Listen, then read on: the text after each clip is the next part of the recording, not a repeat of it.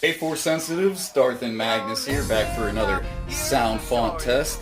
This time I have my Dark Apprentice V5 lightsaber with a different pommel on there, and I did a Luke Skywalker sound font from episode 5. Let's see if you guys can recognize the sound.